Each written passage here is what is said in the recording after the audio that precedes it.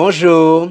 La parashat Nasso concerne le détail du fardeau des trois fils de Lévi, Kehat, Gershon et Merari.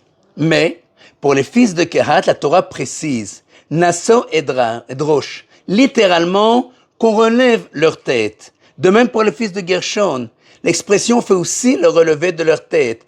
Nasso, Rosh et Drosh, Gamhem. Tandis que pour les fils de Merari, cette expression n'est pas utilisée, mais il est dit seulement les fils de Merari. Il est important de comprendre la raison de cette différence. Pourquoi le port de la tête n'a-t-il pas été spécifiquement mentionné pour les fils de Merari, comme ce fut le cas pour les fils de Gershon et de Kehat? La question se pose d'autant plus complexe concernant les fils de Gershon, car le texte de la Torah dit « eux aussi ». Que signifie « eux aussi » ? Comme s'ils étaient insignifiants ou inférieurs?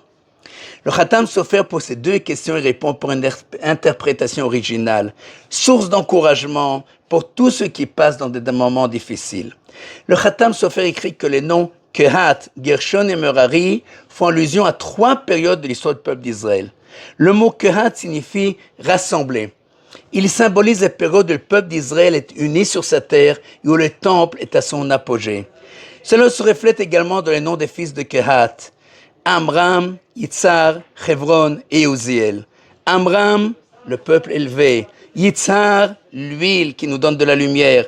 Hebron, tous sont liés. Uziel, la force de Dieu. Le mot Gershon symbolise une période d'exil du peuple d'Israël. Mais même après cet exil, l'étude de la Torah et l'observance des commandements demeurent primordiales. Ça se manifeste aussi dans les noms des fils de Gershon.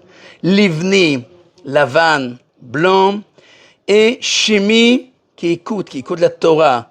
Bien qu'ils sont en temps difficiles, bien que le peuple d'Israël soit privé de sa dignité, de sa terre du temple, il a encore un peu de façon qu'on peut leur relever la tête.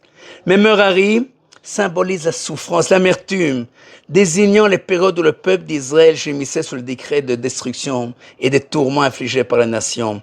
Ceci est également suggéré par ces noms de ses fils. Machli, maladie, et Mouchi, bouger, secouer, jeter dans les rues.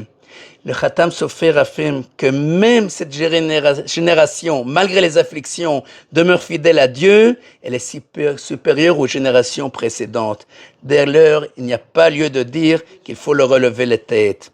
Mon papa toujours me racontait une histoire qu'un chassid vient demander au rabbi une bénédiction et le rabbi lui montre du doigt un survivant de l'Holocauste, resté fidèle à Torah, et lui dit « Sa bénédiction est supérieure à la mienne ».